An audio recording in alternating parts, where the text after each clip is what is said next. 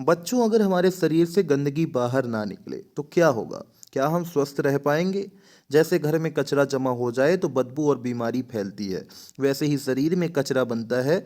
उसी कचरे को बाहर निकालने का काम करता है उत्सर्जन तंत्र। तो आज हम पढ़ने वाले हैं उत्सर्जन तंत्र। ठीक है बच्चों, सबसे पहले समझते हैं कि उत्सर्जन क्या है। तो बच्चों, उत्सर्जन शरीर से अपशिष्ट पदार्थों को बाहर निकालना होता है।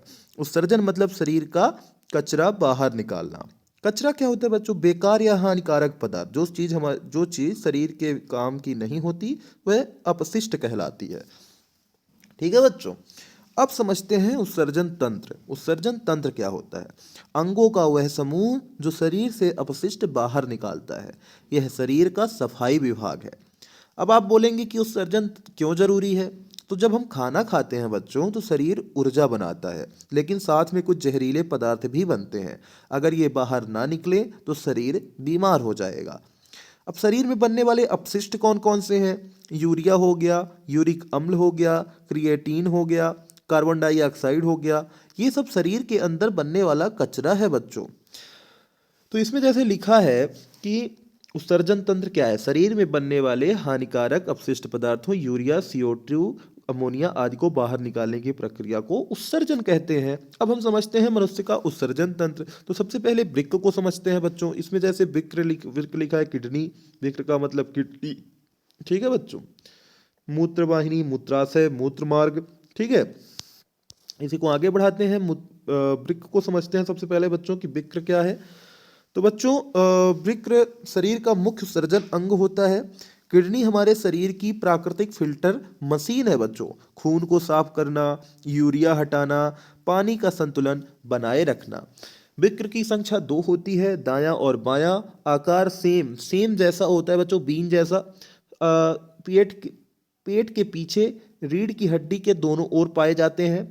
इनका भार लगभग 120 से 150 ग्राम होता है प्रत्येक का। इनका कार्य होता है रक्त को छानना, यूरिया, यूरिक अम्ल, क्रिएटिनिन आदि को हटाना, जल और लवण का संतुलन बनाए रखना, पीएच संतुलन बनाए रखना। ठीक है बच्चों, इसी के साथ आगे बढ़ते हैं। नेफ्रॉन को समझते हैं कि नेफ्रॉन क्या होता है बच्चों। तो नेफ्रॉन वृक्क की संरचनात्मक एवं क्रियात्मक इकाई होती है। एक वृक्क में लगभग 10 लाख नेफ्रॉन होते हैं बच्चों।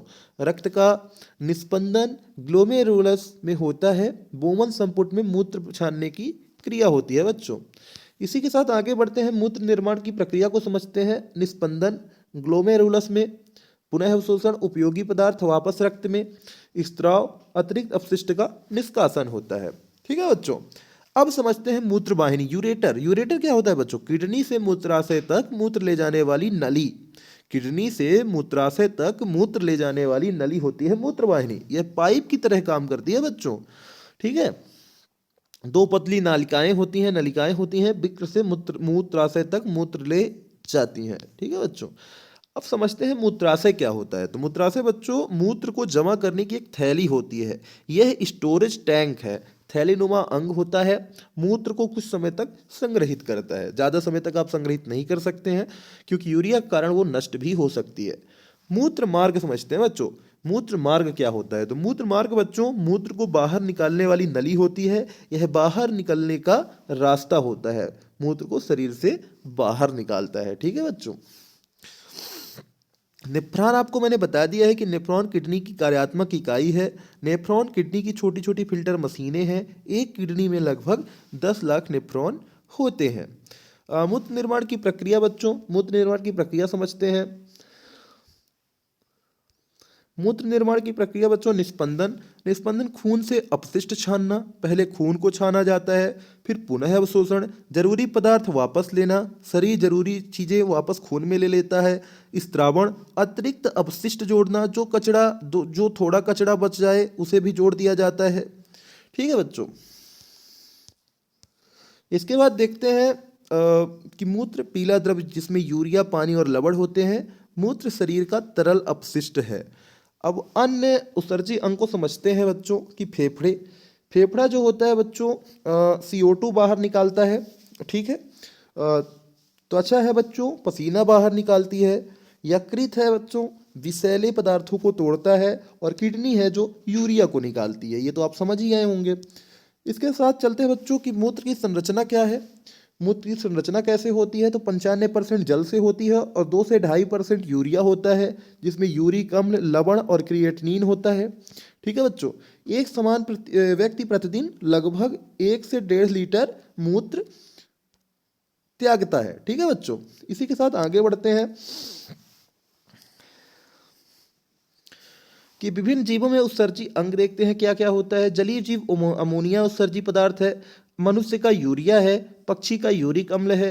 अब प्रमुख रोग क्या क्या होते हैं इससे, किडनी स्टोन हो सकता है बच्चों, यूरीमिया हो सकता है, नेफ्राइटिस हो सकता है, डायलिसिस की आवश्यकता होती है अगर किडनी आपकी फेल हो जाए। ठीक है बच्चों, इसी के साथ महत्वपूर्ण बिंदु समझते हैं कि नेफ्रॉन विक्र की इकाई है, ग्लोमेरुलर निस्पंदन दर जीएफआर बहुत ही महत्वपूर्ण है, डायलिसिस कृत्रिम रक्त शोधन प्रक्रिया है, अमोनिया सबसे विषैला अपशिष्ट है, वृक्र में पथरी कैल्शियम ऑक्जिलेट से बनती है। ये बार बार परीक्षा में पूछा जाता है। ठीक है बच्चों, अब आपको मैं कुछ क्वेश्चन दे रहा हूँ, आपको उसे कमेंट बॉक्स में बताना है। किडनी का मुख्य कार्य क्या है, नेफ्रॉन क्या है, मूत्र निर्माण के कितने चरण हैं, कौन सा अंग CO2 बाहर निकालता है। अब एग्जाम इंपॉर्टेंट पॉइंट्स हैं बच्चों कि किडनी की संख्या 2 होती है, नेफ्रॉन कार्यात्मक इकाई है, यूरिया बनता है यकृत में, मूत्र में क्या होता है बच्चों, ये आप कमेंट बॉक्स में बताएंगे। ठीक है बच्चों, तो बच्चों आज हम अपने उत्सर्जन तंत्र को पूरी तरह से समझ लिया है। किडनी से लेकर मूत्र मार्ग तक सब क्लियर हो गया होगा। अगर आपको यह तरीका पसंद आया हो तो वीडियो को लाइक करें और कमेंट में लिखें कि उत्सर्जन तंत्र क्लियर। ऐसे ही कॉन्सेप्ट क्लियर करने वाले वीडियो के लिए जुड़े रहिए द स्कोर स्लॉट के साथ। धन्यवाद बच्चों, जय हिंद।